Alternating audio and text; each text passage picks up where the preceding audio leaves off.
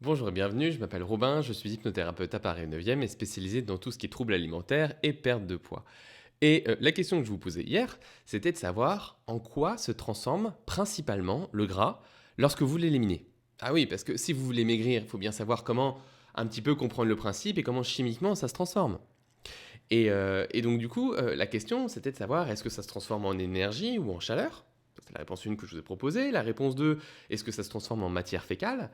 En réponse 3, c'est de savoir est-ce que ça se transforme en muscle. Réponse 4, est-ce que ça se transforme en urine ou en transpiration. La réponse 5, c'est de savoir est-ce que ça transforme en CO2, en dioxyde de carbone. Donc ça veut dire que ça devient de l'air, ça c'est en expirant que ça part.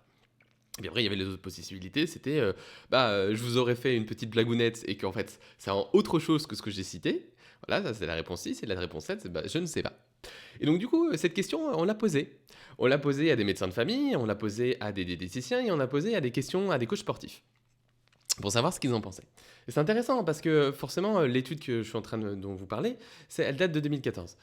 Et donc du coup, cette question-là a été posée à probablement des professionnels de l'accompagnement en Australie, et massivement, ils ont répondu de l'énergie ou de la chaleur. Voilà, principalement. Et on parle de gras, hein. Et après, la deuxième catégorie qui tombait, c'était le autre, quelque chose qui n'a pas été cité par ce qu'on aurait dit, parce que c'est un peu magique. Ça fait à peu près 200 ans qu'on fait des régimes et qu'on propose ces choses-là. Et c'est un peu de la magie. Faites du sport et ça part.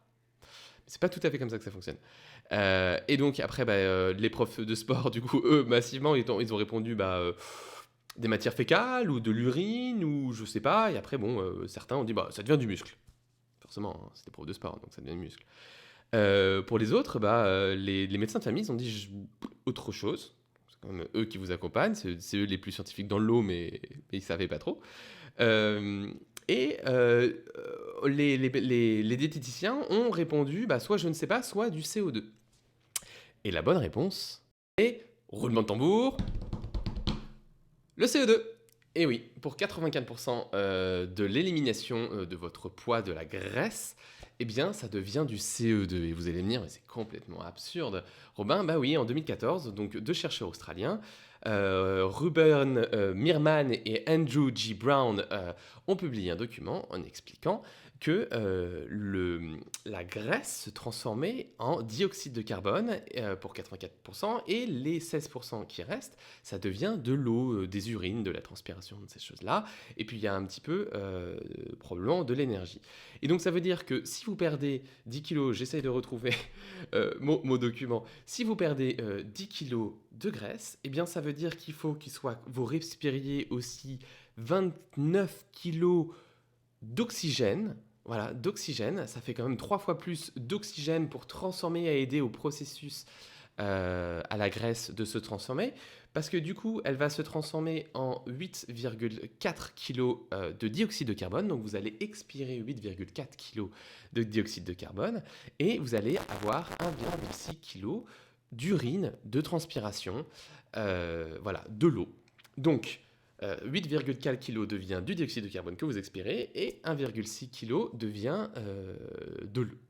1,6 kg de gras devient de l'eau. C'est fou de se dire, en fait, c'est pour cette raison-là qu'on demande aux gens d'avoir de l'activité physique, de bouger. Alors, ça a un ensemble d'effets, effectivement, sur les hormones, sur le bien-être, sur toutes ces choses-là, parce que vous savez combien je suis à cheval sur le mental et combien on est en énergie positive pour pouvoir perdre du poids. Mais c'est de savoir aussi que c'est en expirant que vous allez pouvoir éliminer ce gras. Voilà, tout simplement. Et j'ai trouvé ça assez merveilleux, euh, parce qu'en plus, il y a une formule chimique assez compliquée que je peux vous mettre en commentaire, qui explique un peu tout le processus, mais de se dire, ok, en fait, le gras va pas disparaître magiquement. Effectivement, si vous mangez moins, et ben en fait, vous allez expirer plus, et bien à ce moment-là, ça va pouvoir s'éliminer. Mais il y a aussi qu'il y a des gens qui grossissent, et ils me disent, mais voilà, Robin, je mange moins, mais je ne maigris pas. Et ben la réponse est simple, c'est qu'en fait, ils mangent peut-être moins, mais en fait, ils ont une activité physique qui est beaucoup moins intense, c'est-à-dire qu'ils bougent beaucoup moins, ils sont là, moins en train peut-être de tourner en rond chez eux, moins en train de se déplacer, ils se j'ai plus le mot, ils se mettent de côté. Et en fait, à ce moment-là, c'est intéressant parce que ça veut dire qu'il faut avoir un état d'esprit positif, dynamique, y croire, être en mouvement, vibrer positivement, avoir de l'énergie pour être hyperactif. Et c'est peut-être pour ça aussi que les gens hyperactifs, souvent, sont moins gros que des personnes qui sont hypoactifs, qui ne bougent pas. Mais ne serait-ce parce qu'en fait, ils sont énergiques. Et en plus, je me vois en train de m'agiter dans la vidéo, là, tout de suite. Peut-être que c'est une des raisons pour lesquelles j'arrive à maintenir mon poids bas. C'est voilà, l'énergie, vous vous dépensez en énergie, et ce qui fait que vous respirez plus fort, et donc du coup vous émettez plus de CO2, et si vous émettez plus de CO2, à ce moment-là, du coup, vous éliminez plus facilement de l'oxygène. Et donc forcément, vous n'allez pas respirer plus, parce que respirer plus, ça ne va n'apporter aucun intérêt, ça ne va rien changer au métabolisme. Puis évidemment, respirer plus, ça ne pollue pas plus dans l'air, parce que massivement, le CO2, c'est à cause du pétrole et de l'industrie et de ces choses-là.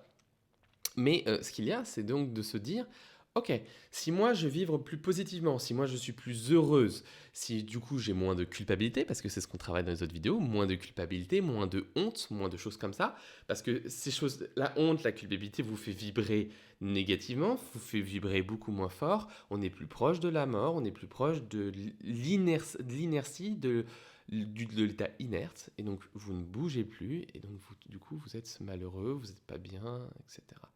Alors qu'au contraire, si vous vous connectez à des choses qui vous font rire, qui vous font plaisir, vous vous mettez dans l'énergie, dans l'activité ou même dans la béatitude qu'on peut avoir avec la religion, qu'on peut avoir notamment avec d'autres choses comme la méditation, qu'on peut avoir avec le fait de se connecter avec sa communauté, eh bien à ce moment-là, vous allez vibrer plus positivement, vous allez avoir plus d'énergie, vous allez respirer plus fort, parce que le sport, hein, on ne va pas faire des heures et des heures de quantité de sport, parce que j'avais fait le calcul, c'était que si vous faites 1 heure d'aérobic, vous éliminez à peu près 39 grammes de CO2. Mais ça ne vous dit pas grand-chose. Mais pour une femme qui fait 70 kilos et qui voudrait perdre du poids, du coup, si vous voulez perdre 1 kilo, il faut perdre du coup 8000 kilocalories. Mais 8000 kilocalories, ça voudrait dire que vous faites 4 heures et demie de sport par semaine pendant un mois pour éliminer ces 265 kilocalories. Ça fait beaucoup. Ça fait 4 heures et demie de sport en plus que ce que vous faites actuellement.